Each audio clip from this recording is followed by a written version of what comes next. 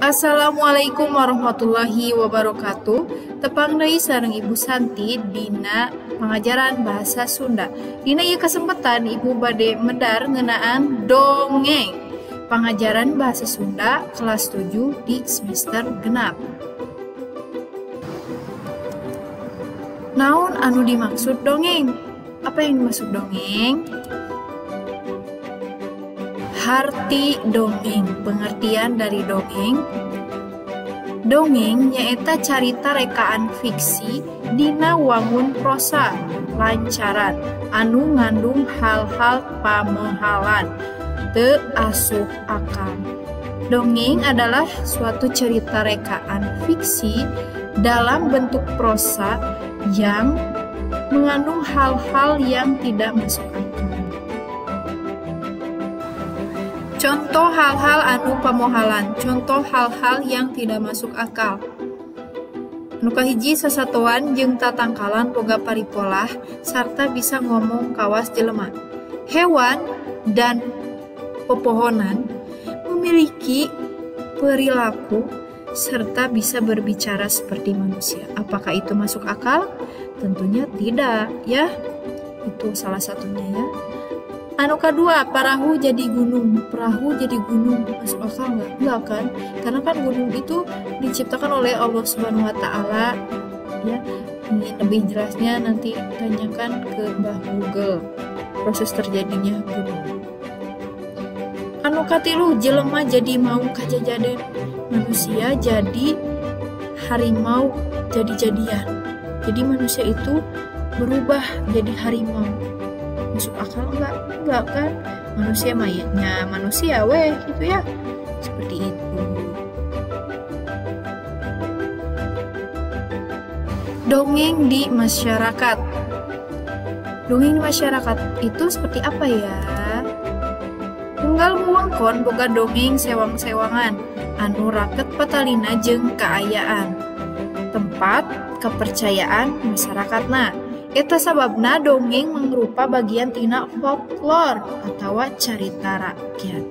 Jadi di setiap daerah memiliki dongeng masing-masing tersendiri ya, yang berkaitan dengan keadaan tempat kepercayaan masyarakatnya. Oleh sebab itu, dongeng merupakan bagian dari folklore atau cerita rakyat. Sajarah dongeng. Dongeng nyaeta salah sahiji karya sastra lisan nu aya di Tatar Sunda. Gelarna sastra lisan di Tatar Sunda kira-kira dina zaman Buhun alias baheula anu dicirian ku ayana pangaruh Hindu. Jadi dongeng itu suatu karya sastra lisan di Tatar Sunda yang ada sejak dahulu karena pengaruh dari Hindu. Salah sahiji ciri karya sastra anu dipengaruhan ku Hindu nyaeta karya-karyana henteu aya ngaran pangarangna anu disebut anonim. Di antarana nyaeta carita-carita pantun, carita mitologia, pabel, jam jawokan, asihan, jampe-jampe, kawih jeung sajabana.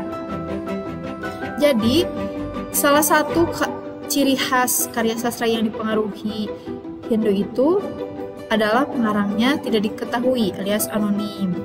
Dulu itu zaman Hindu itu ada beberapa karya seperti cerita pantun, cerita mitos, ya, pabel, hewannya, terus mantra dan lagu. Ciri-ciri dongeng. Anu kahiji caritana pondok, ceritanya pendek. Nah, dongeng bet caritana pendek alias pondok ya. Karena dongeng teh kan sastra lisan, karya sastra lisan yang disampaikan dari mulut ke mulut. Tidak ditulis, tidak dari tulisan ya, tapi lisan didengarkan. Kalau misalkan ceritanya panjang, bisa jadi ceritanya ada yang hilang. Karena kan beda, tiap manusia memiliki daya ingatnya yang berbeda-beda. Jadi ceritana pondok karena kan dongeng teh ditepikeun secara lisan. Anu kadua, anonim atau teu apal saha anu ngaranna. Tadi ya udah disebutkan tadi kalau dongeng itu dipengaruhi oleh Hindu yang ciri khasnya anonim, tidak diketahui siapa pengarangnya. NN, no name. Nu katilu, sifatna pralogis nyaeta mibanda logika anu beda jeung logika umum. Jadi beda pisan kitunya logika na teh teu asup akal teh ya eta balik deui nya teu asup di akal. Contohna parahu jadi gunung, asup akal teu? Henteu kan, teu asup logika. Ari gunung mah secara dibentuk, secara geografis diciptakeun ku Gusti Allah Subhanahu wa taala.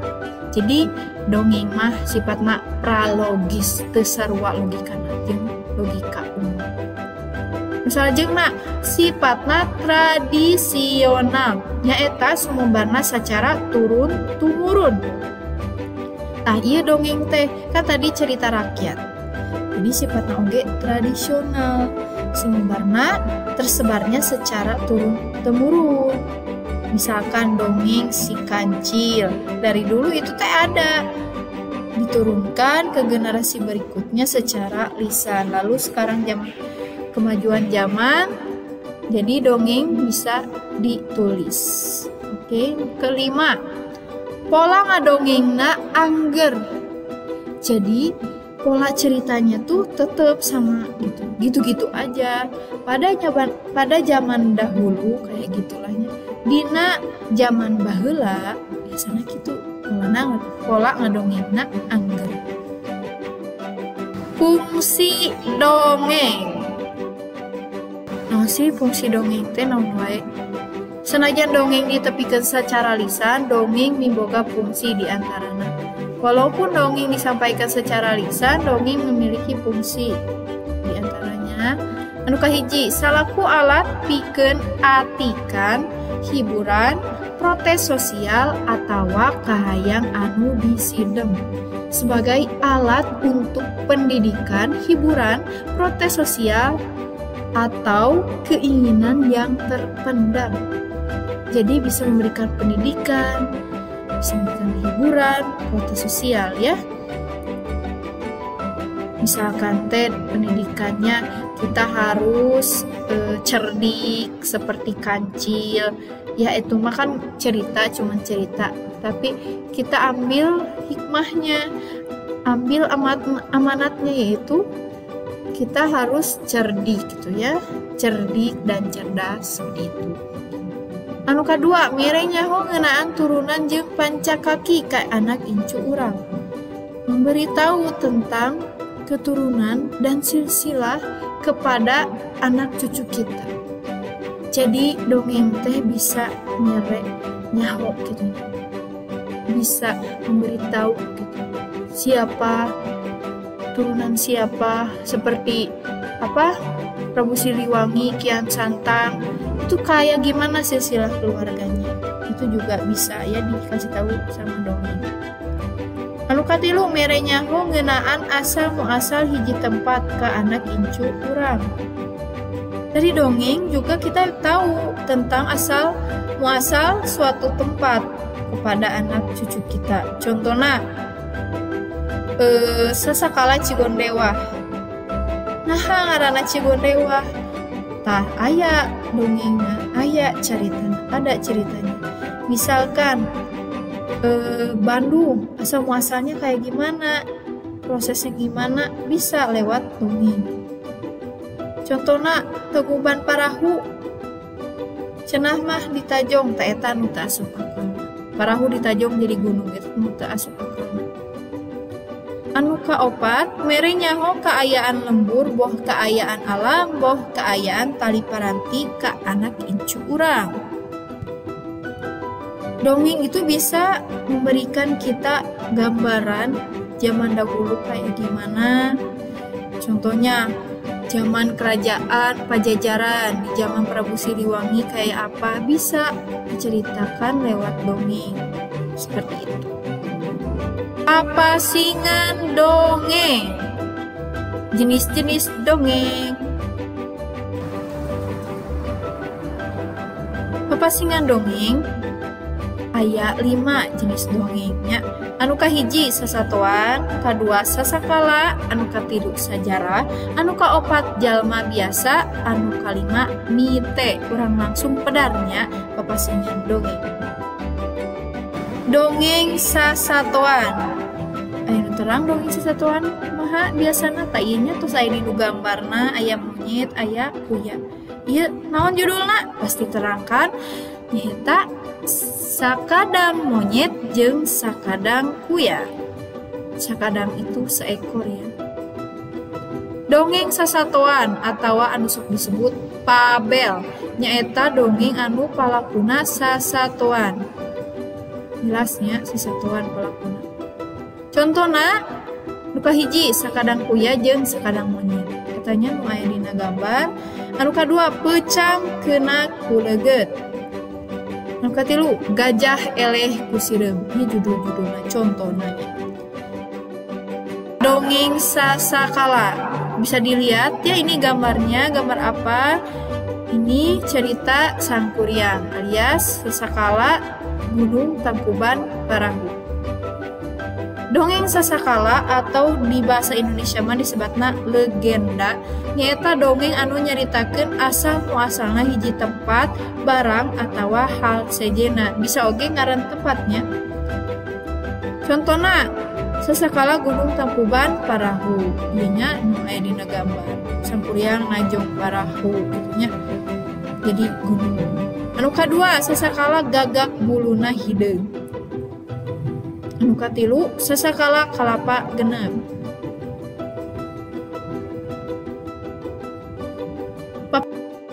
Anu katilu nyaeta dongeng sajarah. Bisa kalian lihat ini gambar apa? Gambar siapa? Ini gambar Prabu Siliwangi dan Maung Bodas. Dongeng sajarah atau disebut babad atawa sage nyaeta dongeng anu nyaritakeun tokoh-tokoh sajarah atawa patempatan anu ngandung sajarah. Jadi dongeng sejarah mah berkaitan dengan tokoh-tokoh sejarah atau tempat-tempat yang mengandung sejarah. Contohnya judulnya Prabu Siliwangi, anu kadua Arca Domas, anu katilu Syekh Maulana Akbar. Ieu biasanya disebut pakai dongeng. Anu kaopat nyaeta dongeng jalma biasa. Ieu tos katinggalnya saha ieu teh? Anu ngangge iket, anu ngangge sarung di ngeyengkeun cenahnya. Itu sih kabayan teh. Dongeng jalma biasa atau disebut parabel. Parabel nyata dongeng anu palakuna jalma biasa. Jadi pelakunya tuh cuman orang biasa gitu. Contohnya Cikabayan ngalanangka, anu kadua Cikaracak dingang batu laun-laun jadi legok. Anu katilu tukang cukur panipuan. Ieu tos katinggal dina contohna oge jalma-jalma biasa. Dongeng anu kalima nyata dongeng mite. Mite. Ih gambar naon guys? Aya laut, aya ratu, aya laut, aya awan. Hejo. Terangkan ieu teh Nyai Roro Kidul. Dongeng mite nyaeta dongeng anu nyaritakeun lalampahan hiji jalma anu dianggap karamat ku masyarakat. Jadi dongeng teh merupakan menceritakan perjalanan seseorang yang dianggap keramat oleh masyarakatnya. Umumna dongeng mite teh raket patalina jeung kapercayaan masyarakat kana alam gaib. Jadi mite mah mitos ya, gaib gitu. Berkaitan dengan gaib. Tanya Nyai Roro Kidul teh kan gaib ya, nggak tahu gitu, nggak kelihatan. Contohnya dongeng Nyai Roro Kidul, dongeng Dewi Sri, dongeng Munjung.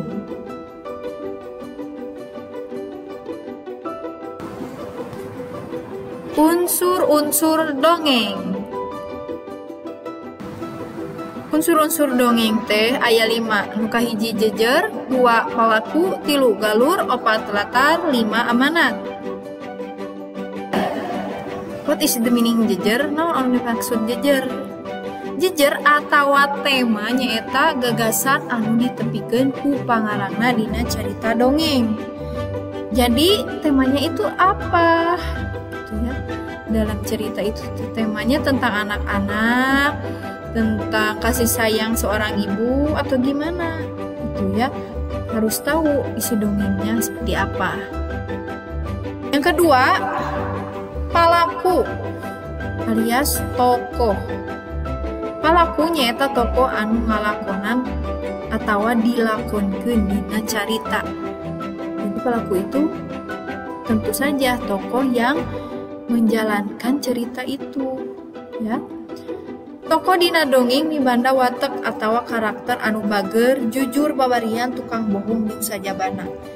Tokoh dalam dongeng memiliki watak atau karakter yang beragamnya, contohnya baik, jujur, melankolis, tukang bohong, atau yang lainnya ya. Banyaklah karakternya ya. Nyaeta galur. Galur, alur, atau plot nyaeta jalana carita atau runtuyan kejadian dina carita. Jadi alur itu jalannya cerita ya, rangkaian kejadiannya dalam cerita itu seperti apa. Biasanya aya galur maju, galur mundur, jeung galur campuran. Biasanya kan ada alur maju, alur mundur, dan atau alur campuran.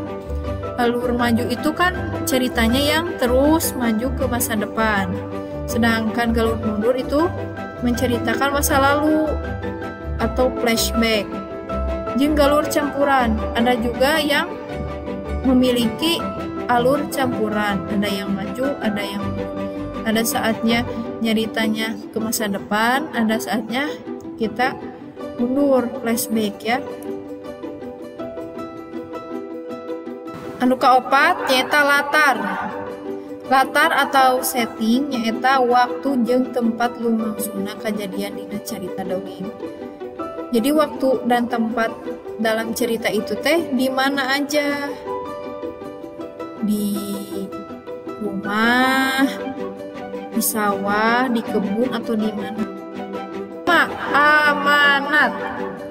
Amanat nyaeta hal-hal atau pesan-pesan anu ditepikeun dina carita dongeng. Jadi amanat itu pesan-pesan ya yang disampaikan dalam cerita dongeng. Pasti memiliki cerita. Mung sakitu anu dipika hatur nuhun.